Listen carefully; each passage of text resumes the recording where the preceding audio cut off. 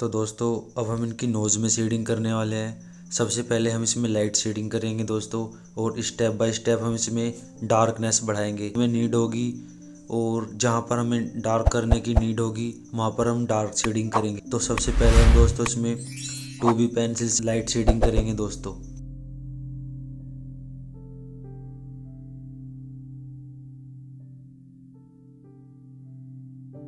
दोस्तों मैं हर बार बताता हूँ कि आपको अगर लाइट शेडिंग करनी है तो आपको पेंसिल को सबसे पीछे से पकड़ना है, और अगर डार्क शेडिंग करनी है तो आपको पेंसिल को सबसे आगे से पकड़ना है। क्योंकि जब हम पेंसिल को पीछे से पकड़ते तो हम फोर्स का अप्लाई इतना नहीं कर पाते, और जब हम पेंसिल को पास से पकड़ते हैं तो हम फोर्स का अप्लाई कर सकते हैं। इसलिए आपको पेंसिल को सबसे पीछे से ही पकड़ना है अगर आपको लाइट शेडिंग करनी है तो।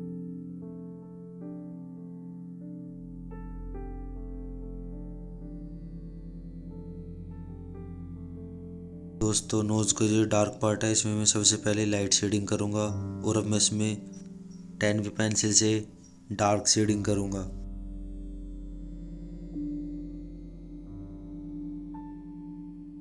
अब दोस्तों आपको पॉइंटेड ब्रश लेना है, ये कटा हुआ, जिससे कि हम इसको ब्लेंड कर पाए। क्योंकि ये छोटा एरिया है तो हम यहाँ पर छोटे ब्रश का यूज़ करेंगे।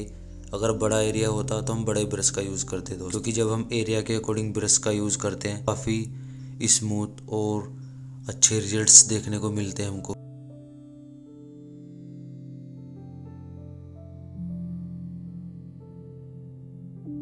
दोस्तों मेरी तो यही राय है कि आप एरिया के अकॉर्डिंग ही ब्रश का यूज़ करें या फिर कॉटन बर्ड का यूज़ करें। अब दोस्तों हम इसमें डार्क शेडिंग करेंगे, और डार्क शेडिंग करने के लिए दोस्तों मैं इसमें 10B पेंसिल का यूज़ कर रहा हूँ। और जब आप डार्क शेडिंग करें दोस्तों तो आपको फोर्स का अप्लाई बिल्कुल भी नहीं करना है। क्योंकि अगर आप फोर्स का अप्लाई करते हो तो जब आप उस शेडिंग को मिक्स करोगे, मर्ज करोगे, ब्लेंड करोगे तो वो अच्छे से ब्लेंड नहीं हो पाती है, उसमें एक हार्डनेस रह जाती है। अब हम दोस्तों इसको राउंड ब्रश से इसको मिक्स करेंगे। जो हमने डार्क शेडिंग की थी, ये एक शैडो है दोस्तों, जो हमारा ये चश्मा है इसकी शैडो आ रही है, हम इसको ब्लेंड करेंगे। अब दोस्तों मैं 2B पेंसिल से इसमें शेडिंग करूँगा। जहाँ पे डार्क शेडिंग है वहाँ पे मैं डार्क शेडिंग करूँगा, और जहाँ पर लाइट शेडिंग है दोस्तों वहाँ पर मैं लाइट शेडिंग करूँगा।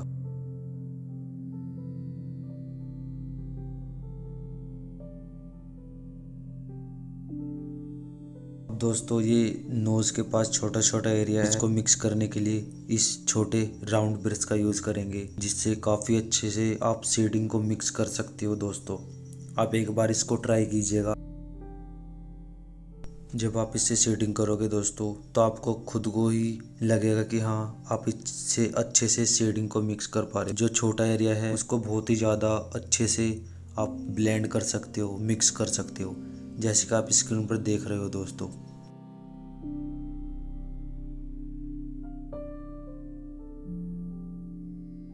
अब दोस्तों हमें नीडेड इरेज़र लेनी है, और इसकी हेल्प से हम अपने रेफरेंस को देखकर जहाँ पर हाइलाइट्स है वहाँ से थोड़ा थोड़ा रफ करेंगे और हाइलाइट्स लगाएंगे।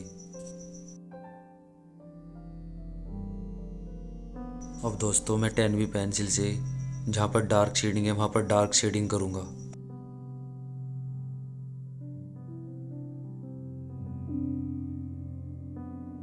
अब दोस्तों जो हमने डार्क शेडिंग की थी मैं इसको फ्लैट ब्रश की हेल्प से ब्लेंड करूँगा, जिससे कि इसमें सॉफ्टनेस आ सके और ये रियलिस्टिक लगे। अब दोस्तों आपको टॉम्बा मोनो जीरो इरेजर लेनी है, और अपने रेफरेंस को देखकर आपको हाइलाइट्स लगानी है। जहाँ पर हमने नीडेड इरेजर से हाइलाइट्स लगाई थी उसी के ऊपर आपको हाइलाइट्स लगानी है।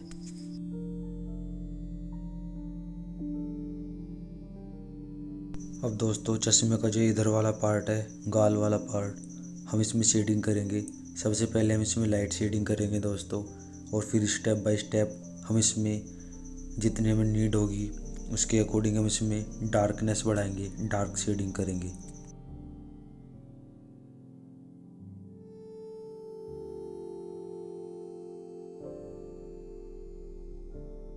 अब दोस्तों आपको फ्लैट ब्रश लेना है, और इसकी हेल्प से जो हमने शेडिंग की थी इसको हम ब्लेंड करेंगे, और आपको बहुत ही स्लोली आपको ये शेडिंग को मिक्स करना है, जिससे कि हमारे जो गाल पर टेक्सचर होता है और जो सॉफ्टनेस होती है वो प्रॉपरली आ सके।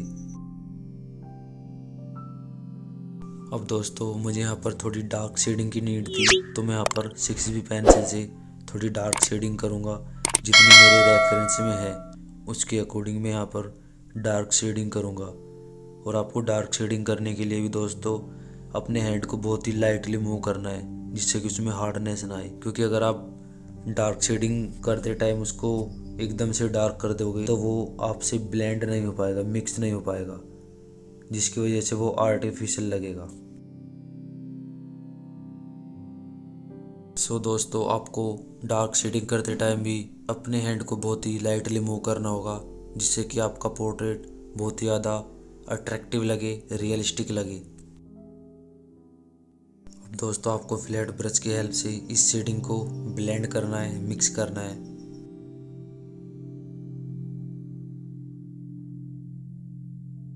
अब दोस्तों आपको नीडेड इरेजर लेनी है और अपने रेफरेंस को देखकर छोटी छोटी हाइलाइट्स लगानी है, जिससे कि आपका पोर्ट्रेट रियलिस्टिक लगे।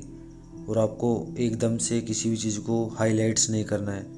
इस नीडेड इरेज़र का एक बहुत अच्छा यूज़ है कि आप इससे जितना ज़्यादा चाहो उतना ज़्यादा हाइलाइट्स भी लगा सकते हो और उतना कम हाइलाइट्स भी लगा सकते हो। कहने का मतलब ये है कि अगर आप चाहोगे तो कम हाइलाइट्स लगाओगे और आप चाहोगे तो ज़्यादा हाइलाइट्स इसी से लगा सकते हो।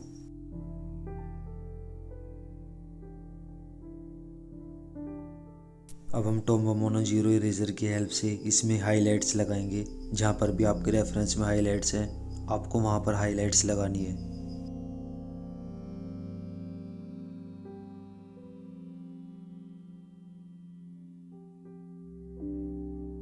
अब दोस्तों हम इनका बैकग्राउंड करेंगे। बैकग्राउंड करने के लिए दोस्तों मैंने ग्रेफाइट पेंसिल का पाउडर बनाया हुआ था, तो हम इसको करने के लिए कॉटन का इस्तेमाल करेंगे।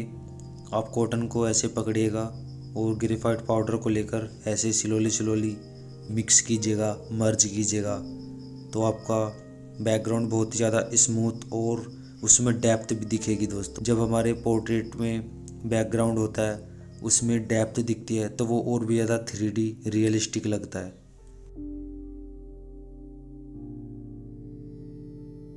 आपको स्टेप बाय स्टेप वर्क करना है दोस्तों। सबसे पहले लाइट शेडिंग करनी है और फिर उसके बाद धीरे धीरे डार्क शेडिंग करनी है।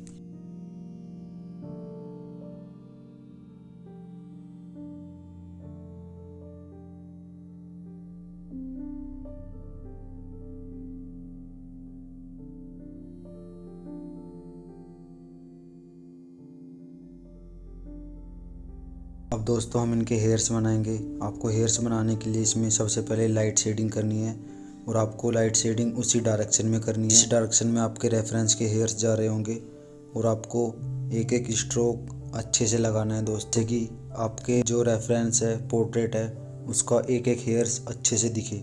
तो हम इसमें दोस्तों सबसे पहले लाइट शेडिंग करेंगे और जिस डायरेक्शन में हमारे हेयर्स जा रहे हैं उसी डायरेक्शन में हम हेयर्स का फ्लो रखेंगे।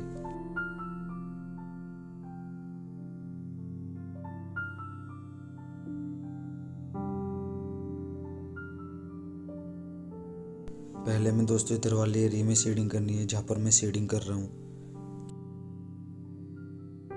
जहाँ पर दोस्तों आपके रेफरेंस के हेयर्स में डार्क शेडिंग है वहाँ पर आपको डार्क शेडिंग करनी है और जहाँ पर लाइट शेडिंग है वहाँ पर आपको लाइट शेडिंग करनी है। मेरे रेफरेंस में यहाँ पर डार्क शेडिंग थी तो दोस्तों मैं यहाँ पर थोड़ी डार्क शेडिंग कर लूँगा, डार्क हेयर्स बना लूँगा। आपको भी दोस्तों ऐसे करना है। अगर आप ऐसे हेयर्स बनाओगे, पोर्ट्रेट बनाओगे तो डेफिनेटली आपका जो पोर्ट्रेट है पहले से बेटर बनेगा, बहुत ही अच्छा बनेगा, रियलिस्टिक बनेगा, अट्रैक्टिव बनेगा। अब दोस्तों जहाँ पर डार्क शेडिंग है वहाँ पर आपको डार्क शेडिंग करनी है। आपको हेयर्स बनाते टाइम दोस्तों आपके जो रेफरेंस है उसके हेयर्स का फ्लो का ध्यान रखना है दोस्तों, क्योंकि जब आप अपने रेफरेंस के अकॉर्डिंग हेयर्स का फ्लो रखोगे तो वो बहुत ही ज़्यादा रियलिस्टिक हेयर्स बनेंगे, बहुत ही ज़्यादा अट्रैक्टिव लगेंगे और आप बहुत इजीली हेयर्स को बना पाओगे। अब दोस्तों इस टाइप का आपको फ्लैट ब्रश लेना है और इसकी हेल्प से आपको जो डार्क एरिया है और लाइट एरिया है उसको अच्छे से ब्लेंड करना है। आपको ब्रश से इसको मिक्स करने के लिए जिस डायरेक्शन में आपके हेयर्स जा रहे होंगे उसी डायरेक्शन में आपको फ्लैट ब्रश को मूव करना होगा। और जब आप ब्रश से शेडिंग करोगे दोस्तों, शेडिंग को मिक्स करोगे, तो ब्रश से शेडिंग को मिक्स करने पर दोस्तों हमारे जो हेयर्स हैं या कुछ भी ऑब्जेक्ट है उसको हम शेड करते हैं तो वो बहुत ही ज़्यादा रियलिस्टिक लगता है, नेचुरल लगता है, और उसमें रियलिस्टिक इफेक्ट आ पाता है।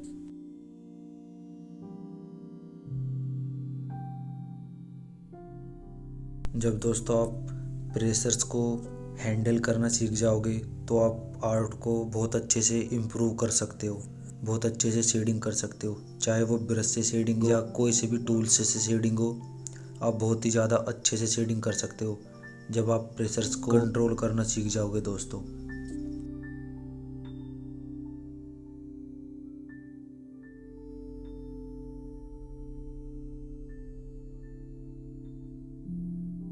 अब दोस्तों आपको ग्रेफाइट पाउडर बना लेना है और जहाँ पर डार्क शेडिंग है वहाँ पर उस ग्रेफाइट पाउडर को ब्रश की हेल्प से उठाना है और जहाँ पर डार्क शेडिंग है वहाँ पर लगाते जाना है, तो आपके जो हेयर्स है उसका रियलिस्टिक इफेक्ट आपको देखने को मिलेगा।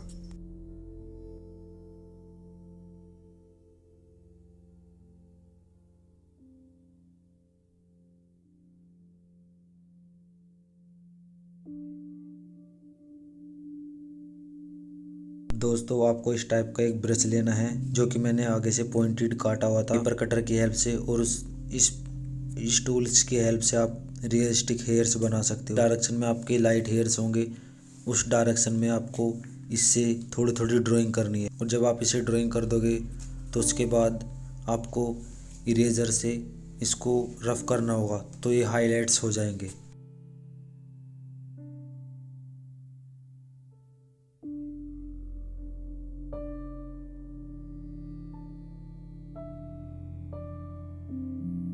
तो दोस्तों आपको इस टाइप की इरेज़र लेनी है जिसको मैंने आगे से पॉइंटेड काटा हुआ है, और आपको इस इरेज़र की हेल्प से छोटी छोटी ड्राइंग करनी है अपने रेफरेंस को देखकर, और छोटी छोटी हाइलाइट्स लगानी है।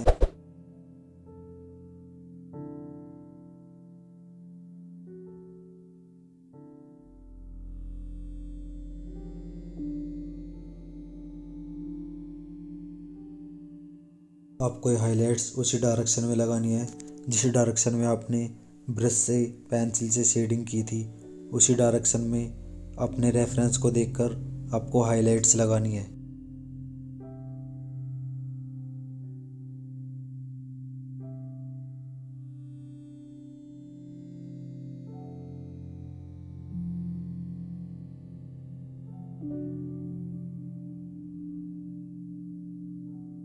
अब दोस्तों आपको इधर साइड भी ऐसे ही छोटी छोटी हाइलाइट्स लगानी है जैसे कि मैंने इधर साइड बताया था।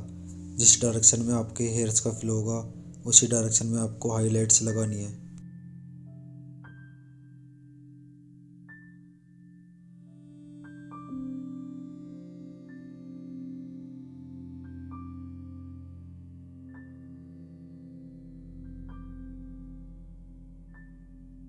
अब दोस्तों आपको इस टाइप का एक फ्लैट ब्रश लेना है और जिसकी हेल्प से आपको ये जो हाइलाइट्स लगाई थी इनको थोड़ा थोड़ा सा ब्लेंड करना है, मिक्स करना है, जिससे कि रियलिस्टिक लगे।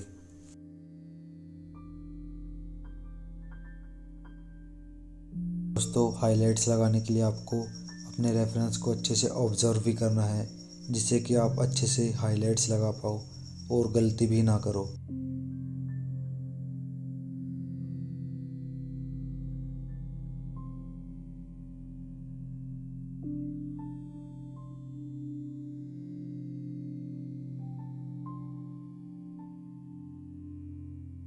अब दोस्तों आपको टॉम्बो मोनो जीरो इरेजर लेनी है और जो हमने हाइलाइट्स लगाई थी उसके ऊपर अपने रेफरेंस को देखकर जहाँ पर भी हाइलाइट्स है आपको हाइलाइट्स लगानी है।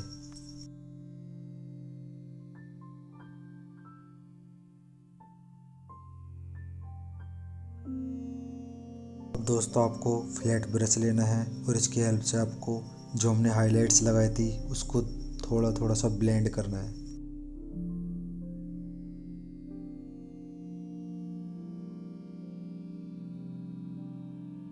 अब आपको फ्लैट ब्रश लेना है और फ्लैट ब्रश की हेल्प से जो हमने हाइलाइट्स लगाई थी उनको थोड़ा थोड़ा सा ब्लेंड करना है thanks for watching this video friends. अगर आप चैनल पर नए हैं तो चैनल सब्सक्राइब करने साथ में बेल आइकन को दबा दें जिससे नोटिफिकेशन आपको टाइम टू टाइम मिलते रहें।